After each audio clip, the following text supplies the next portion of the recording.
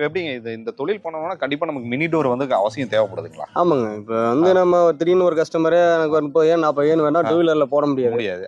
உங்களுக்கு வண்டி இருந்தால் டக்குனு சின்ன வெஹிக்கிள் இருந்தால் டக்குனு தூக்கி போட்டு கொண்டு இறக்கி விட்டு டெலிவரி கொடுத்துடலாம். ஓ. அதுக்காக கண்டிப்பாக சின்ன வெஹிக்கிள் வேணும். டிரைவிங் நீங்களே பண்ணிக்கிறீங்களா எப்படி? ஆமாம், நமக்கு வண்டி நானே டெலிவரி பண்ணிக்குவேன். நம்ம டெய்லி வேலை தான் பார்க்குறோம். இப்போ இது இருக்கு, இந்த கேன் எடுத்து ஒன்றும் இல்லைங்க, இப்போ இருக்கு எடுத்து நான் இப்படி வைக்கிறேன்.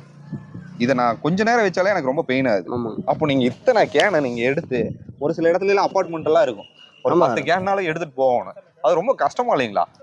என்னங்க பண்றத ஒரு பாட விட்டு தானே ஆகணும். வவுறுன்னு ஒண்ணு இருக்கு. ஆமா, அது கண்டிப்பா. இப்போ வவுத்துக்குனால என்ன பண்ண முடியும்? நமக்கு தெரிஞ்ச தொழில் செஞ்சு தானே ஆக முடியும். நம்மளுக்கு அந்த அளவுக்கு படிப்பு இது கிடையாது.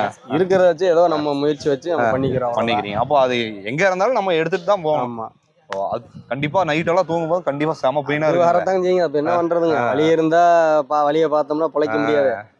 வழியை பார்த்தா அப்ப சாப்பிடறது எப்படி சாப்பிட முடியும்? வவுத்துன்னு ஒண்ணு இருக்குல்ல, பாடுபட்டு தானே ஆகணும். எந்த தொழிலா இருந்தாலும் எல்லாமே கஷ்டம் தாங்க. கஷ்டப்படாத தொழில் எதுவும் இல்ல. ஏன்னா அந்த தொழிலுக்கு இது கொஞ்சம் இது என்ன ஒரு 2 மீறி போனா ஒரு 3 மணி நேரம் 2 மணி நேரம் கஷ்டப்படணும். கண்டிப்பா போட்டு வந்து அப்புறம் கொஞ்ச நேரம் ஒரு 1/2 மணி நேரம் ஒரு மாதிரி ரெஸ்ட் எடுத்துக்கலாம். நீங்க நாடகம் எல்லாம் பாப்பீங்களா? நாடகம் 1-2 பாப்போங்க. மருமகள் நாடகம் பாத்துருக்கீங்களா சன்னில? அதுல தண்ணி கேன் பிசினஸ் பண்ணி அவங்க ரொம்ப பெரிய ஆள் ஆயிருவாங்க. அது படத்துல பண்ணலாங்க. அது இப்ப டக்குன்னு ஒரு சீன் எபிசோடு போடுவான், 2வது எபிசோட்ல பார்த்தா பணக்காரனா இருப்பான், 3வது எபிசோட்ல பார்த்தா பிச்சைக்காரன் ஆயிடுறேன். அதெல்லாம் வந்து நம்ம பண்றது வேஸ்ட். படத்துக்கு ஓகே, நடைமுறைக்கு ஒத்து வரணும். இதுல வந்து எல்லாம் இன்பமும் இருக்கு, துன்பமும் இருக்கு, எல்லாம் பார்த்ததா ஆகணும். ஒரு நாளைக்கு ஏதாவது சொல்றேன் 300 கேன் போட்ட இடத்துல போய் இன்னைக்கு ஒரு நாளைக்கு 50 கேன் கூட போக மாட்டேது. அதுக்காண்டி வந்து நம்ம என்ன பண்ண முடியும்? சரி, ரைட், அவ்வளவுதான் நமக்கு தலையில நினைச்சு அடுத்து என்ன பண்ணலாம்னு யோசிச்சு பண்ணிட்டு போயிட்டே இருக்கு. சிரிக்கவே மாட்டேங்கிறீங்களா? சிரிக்கிறதுக்கு என்ன இருக்கு? வலிகள் இருந்தா சிரிப்பவே வராது, அப்படியேதான் போகும். கண்டிப்பா. அதாவது அந்த ஒரு வலி இருக்கிறனாலதான் உங்களுக்கு அந்த சிரிப்புங்கிறது வரல.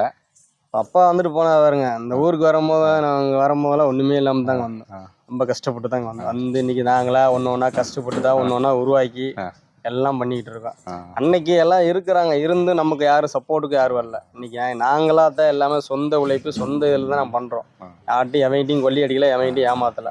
நைட்டு மேலும் பாடு விட்டு தான் ஒண்ணு உருவாக்கிக்கிறோம். யார்ட்டையும் இப்போ நாங்கள் போய் கேட்கவும் இல்லை. 5 வருஷம் கழிச்சு நான் இந்த இடத்துல உங்களை வந்து நான் பாக்குறேன்னா கண்டிப்பா நீங்க மிகப்பெரிய அளவுல வளர்ந்துருப்பீங்க, எனக்கு தெரியும். ஏன்னா நம்ம நிறைய மனிதர்களை சந்திக்கிறோம், நீங்க 10 பேருக்கு வேலை கொடுக்குற அளவுல வளர்ந்துருப்பீங்க. அது பண்ணலாம், அதுதான் எதிர்பார்க்குறோம். கண்டிப்பா வரும். நல்லபடியா இருந்தா சந்தோஷம் தாங்க. என்ன இருக்கு?